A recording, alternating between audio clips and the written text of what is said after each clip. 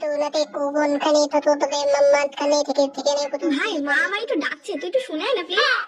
কি হলো ওইভাবে তাকিয়ে আছিস কেন? যা না একটু। এই শুরু হলো যাচ্ছি পুতুলাতে কোন খানে তোতোতে মাত খানে সেখানে পুতু কি করে। ভাই আমার একটু হেডফোনটা এনে দে না সোনা ভাই আমার, দে না দে না।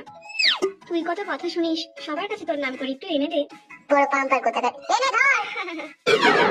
পুতুলাতে কোন খানে তোতোতে মাত খানে সেখানে পুতু। ভাই আমার ফোনটা একটু চার্জে বসে আয় না। দেখছিস তো আমি পড়ছি, প্লিজ যা একটু। এটা কিন্তু শেষবার, হ্যাঁ এরপর আমি বাজিতে পারবো। এই পুতুলাতে কোন খানে তোতোতে মাত খানে সেখানে পুতু কি করে। ভাই আলমারির পিছনে রিং লাইটটা আছে, একটু নিয়ে আয় তো, রিলস বানাবো। তুই তো আমার শোনা ভাই, একটু নিয়ে আয় প্লিজ।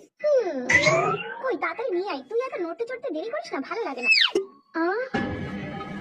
কি ব্যাপার, আমার কথা না শুনে তুই ওখানে চলে গেছিস যে? কথা কানে যায় না নাকি?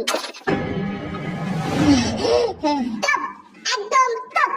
কাজ করলে রোয়া তুলসী পাতা, না কাজ করলে পচা বেল পাতা, তাই না? পাবো না কিছু করতে। হ্যাঁ, এখন থেকে তোর কাজ তুই করবি, আমার কাজ আমি করবো, ঠিক আছে? মনে থাকবে?